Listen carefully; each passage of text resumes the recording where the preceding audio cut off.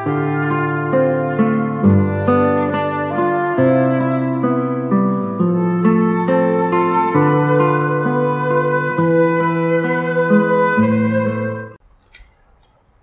berjumpa lagi Bapak Ibu di dalam Renungan Harian GKI Sangkra Solo. Kita akan memulai renungan pada hari ini dengan doa. Mari kita berdoa. Tuhan Yesus, terima kasih buat waktu yang sudah Tuhan berikan kepada kami, sehingga kami bisa bersama-sama untuk belajar lagi tentang firman-Mu. Tuhan memberkati sesi ini, dan biarlah setiap apa yang boleh kami dengarkan, itu seturut dengan perintah Allah. Di dalam nama Tuhan Yesus kami sudah berdoa. Amin. Kita pasti pernah mengalami yang namanya putus asa. Karena di dalam keputusasaan itu adalah hal yang manusiawi yang kita alami.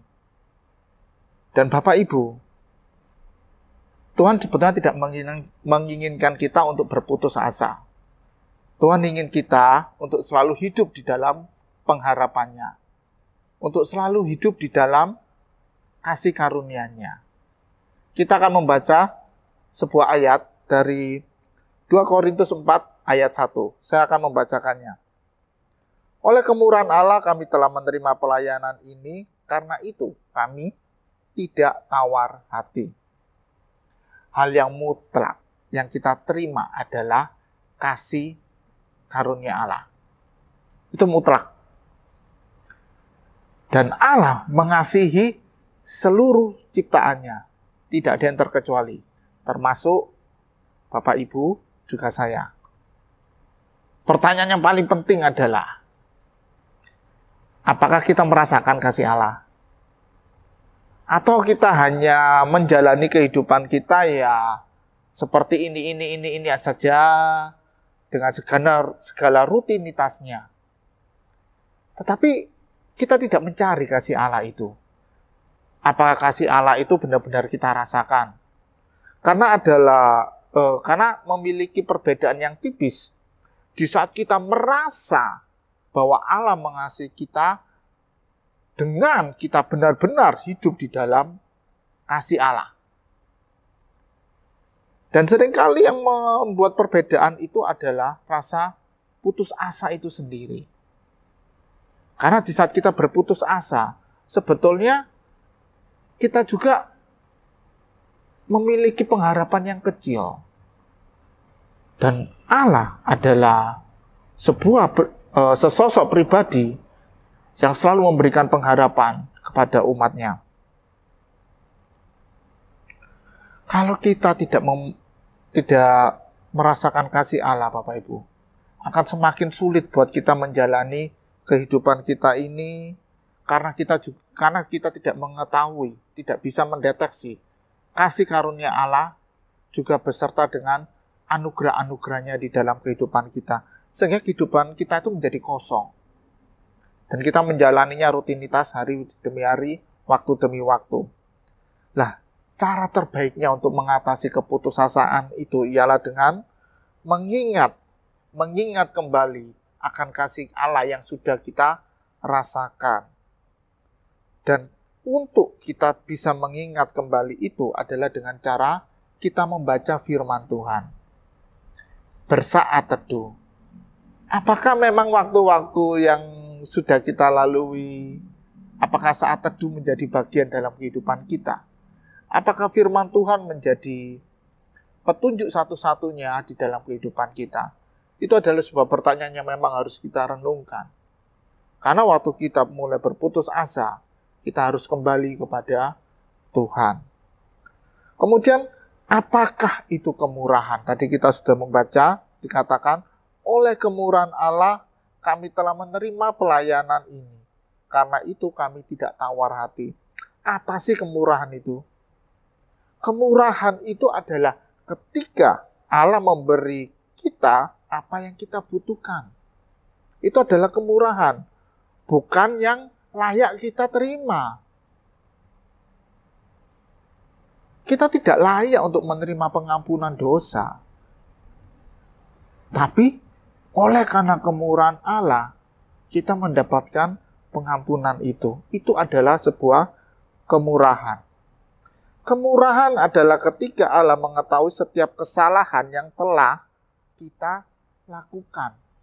Allah tahu, tetapi Dia tetap memberikan setiap hal baik dalam hidup kita.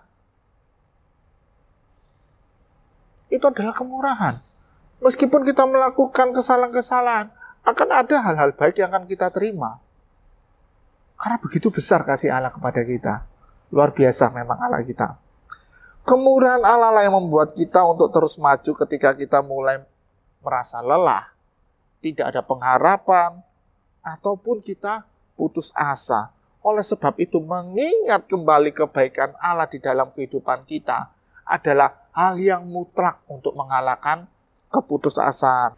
Banyak orang Kristen yang mengira bahwa Allah itu berkata juga di dalam bentuk kritik-kritik, di dalam bentuk yang negatif-negatif. Tetapi satu hal yang harus kita percaya adalah bahwa Allah itu tidak begitu. Allah kita itu adalah Allah yang memberi kita semangat, bukan Allah yang pengkritik. Allah yang memberikan kita harapan-harapan, bukan Allah yang memberikan kita kegagalan.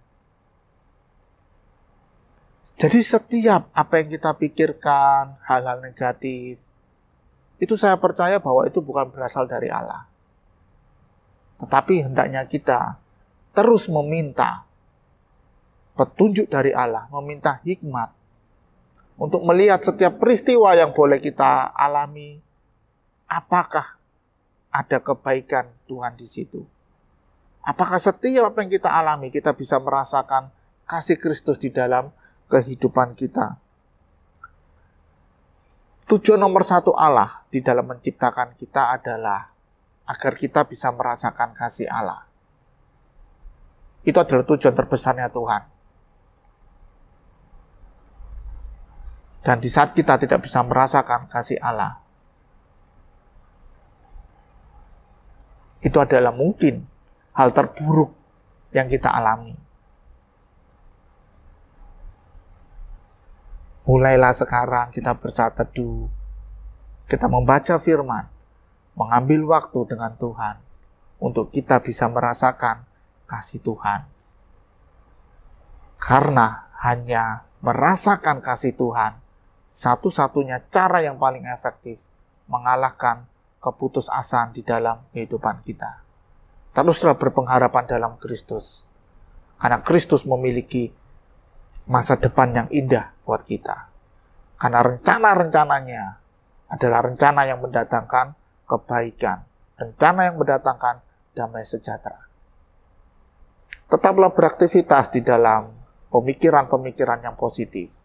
Tetaplah beraktivitas di dalam kehendak Allah yang akan memberikan kita kebaikan selalu. Mari kita akhiri dalam doa. Tuhan, ajar kami untuk terus bisa hidup di dalam berpengharapan. Ajar kami Tuhan untuk bisa melihat kasih-Mu di dalam kehidupan kami.